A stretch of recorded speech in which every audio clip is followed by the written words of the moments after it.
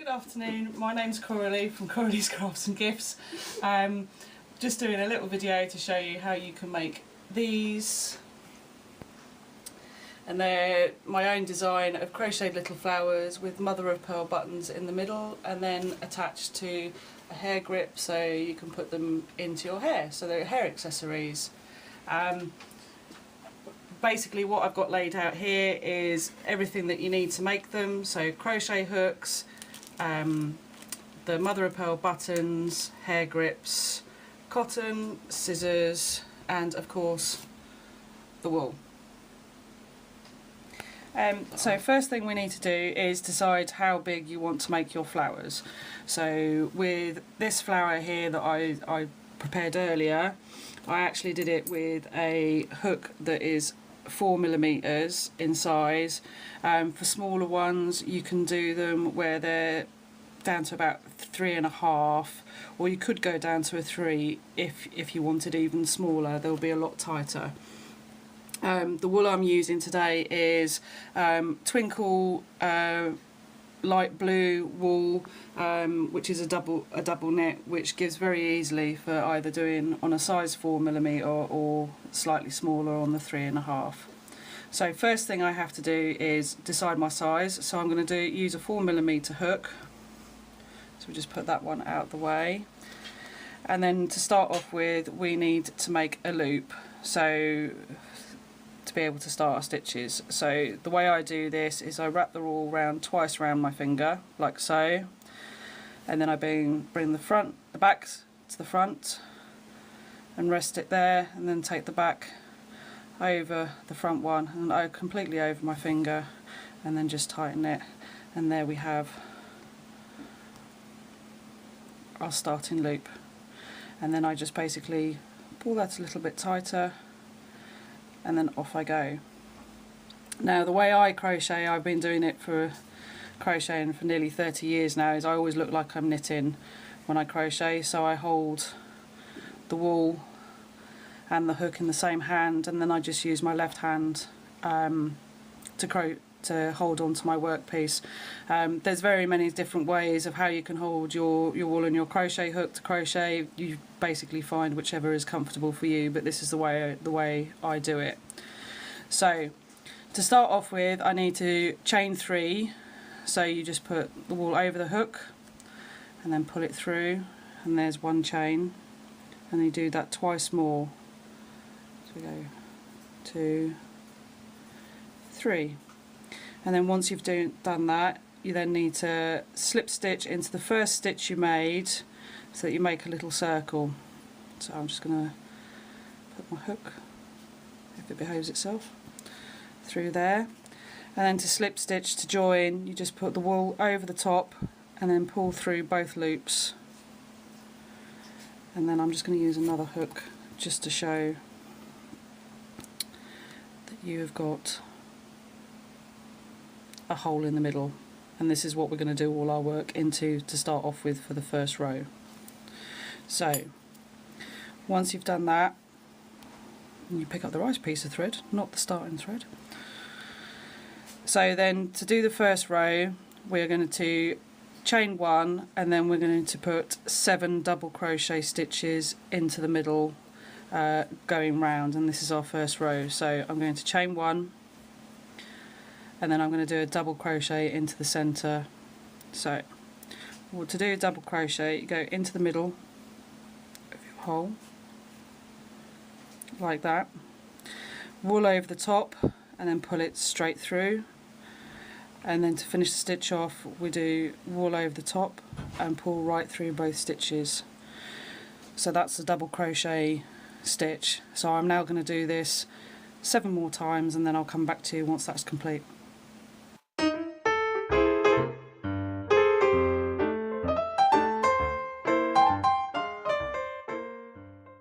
Going to slip stitch to join. So I go in to the first stitch under the V, and then I slip stitch. So wool over the top and then pull through and pull through. So we've all joined it up. I'll just pull the tail end so it's a little bit tighter,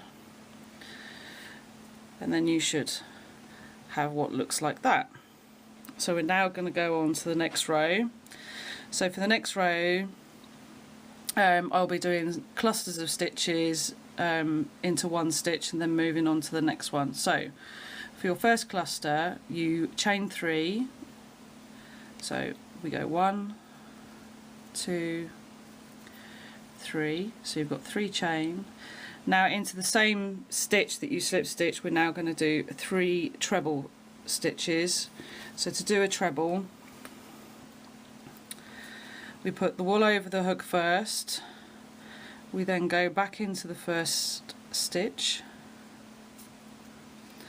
then wool round the hook, doesn't matter if you go over the top or underneath, then you pull it through, and then to complete the treble stitch we put the wool over the hook, pull through 2, wool over the hook, pull through 2, and there's our first treble stitch. Now we need to do another 2 of those, so I'm going to do the second one, pull through, and every time you pull through it's pull through 2, wool over, pull through 2, and then I just need to do one more. It does get a bit tight as you go in. So there's our 3 treble crochets. Now to then move on to the next petal to go into the next stitch, we'll do the other side of the petals. So we do 3 chain, 1, 2, 3, and then we slip stitch into the next stitch. So go into the next stitch, wool over the top, pull through, and then pull through, so you're just left with 1 stitch on your hook, and there is the first petal. Now I need to do that another 6 times to complete the flower, so I'm just going to go ahead and do that.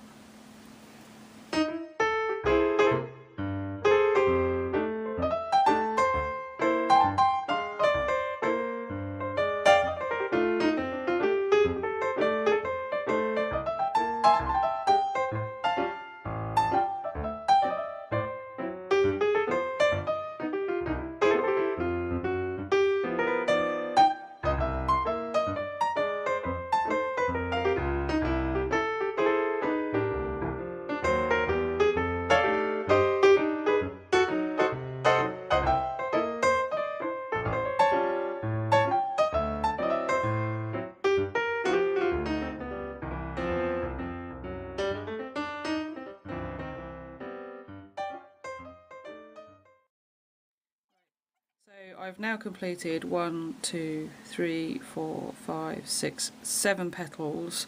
So I've just done my last 3 chain, 1, 2, 3.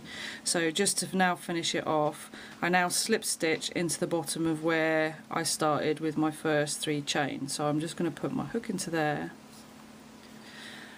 wrap the wool round, pull it through, and then pull it through. So now what I need to do is to grab my scissors and leave a long enough piece of yarn to tie it in. This piece of yarn we will use to sew the flower onto the hair grip, so it needs to be a decent enough length to be able to do that. So I normally just stretch my fingers out and do it like that, measure it back to the hook, and then just simply cut it, and then I just pull the excess through the hole, and then I go from the back, push the hook through, wind the wool around the hook, and then just pull it back through so it's then ready at the back for the next stage. Right, so the next bit to do is we need to get rid of this tail piece that's from when I first started making the flower. Now some people, you can, if you want to, just snip it off here. I like to just tidy things up a bit, so I've got a darning needle and I've put the end through, so I'm just going to now go back through some of the original foundation stitches and just weave it round and through a few, and then pull it tight at the same time, so then you can now see the centre is actually closed up a bit. And then I'll just go back on myself a couple of stitches just to secure it that a little bit more. Go through one more, and then I'll be now happy to then cut off the excess, and happy that's not going to unravel. And then we then go to the next stage of putting your button in. So the next stage is, you could either leave your flower just plain like that and not put anything in it. I've got one here where I've put a completely different type of button in it. You can choose any buttons you want. I particularly like to use these mother of pearl buttons, and they're absolutely lovely because they're all different shapes. They look quite manky on the back because of the outside of the shell, but these are real mother of pearl buttons, and I just absolutely love the shimmer and the shine that you get on them. So I'm just going to pick which one I like, and then with some cream thread and a needle I'm just going to sew right in. The cream thread's good because it doesn't stand out too much and it's sort of blends in with the thing, with the button. So this is what I'm just going to do now. She says. There we go. So there we go.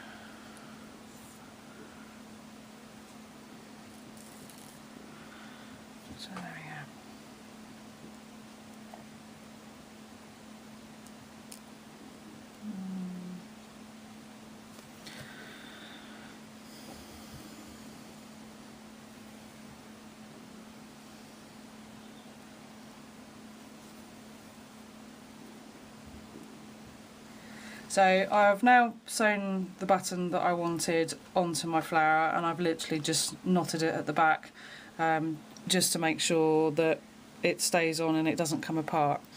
So the next stage is now to decide what I want to put it on. You can put it onto normal snap clips or anything that you really fancy. Today I'm going to put it onto a hair grip, so I'm just going to take one of these off here. Put that to one side. Now with the hair grips, they've got a little bit of a groove indentation one side, so when I place that onto my flower I'm going to place it with the grooves facing down into the flower. So just place it like that, and then I'm just going to thread my darning needle. You need to make sure that you do have a darning needle that actually fits through the gap in the hair grip. I did have a bigger darning needle and it didn't fit earlier, so and then you just pick it up.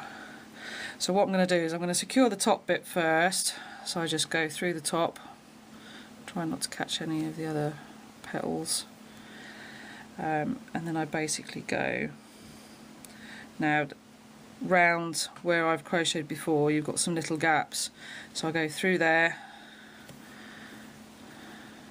and come out the other side, and then I'll find the gap on the other side to come through. Not as easy as it is.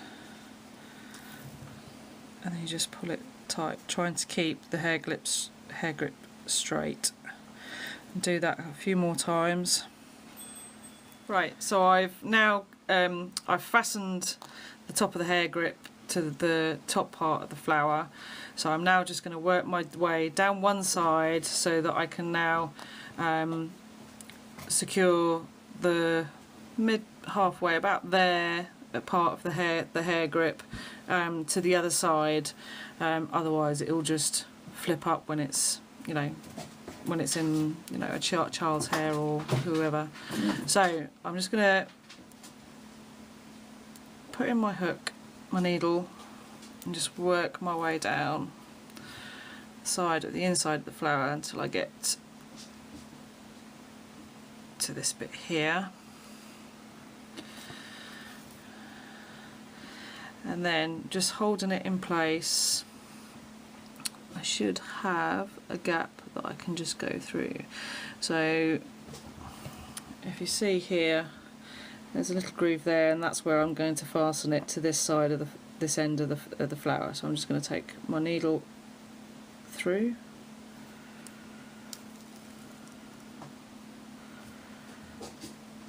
and then I'm just going to pick up a bit of the wool on the other side just to secure it. I'm going to do this 2 or 3 times just to make sure that it is secure. So I'm then going to go take the wool back through the other side, and then I'll just pick up part of the wool there. It's just basically to secure it so it doesn't move and it stays in place. I'll just do that one more time to slide the wool through, and then I'll just finish it off. So I'll pick up a few stitches to start off with, and then I can just weave it through, and I'll just go back the other way, different direction, just to secure it, and then I'll be able to cut the wool.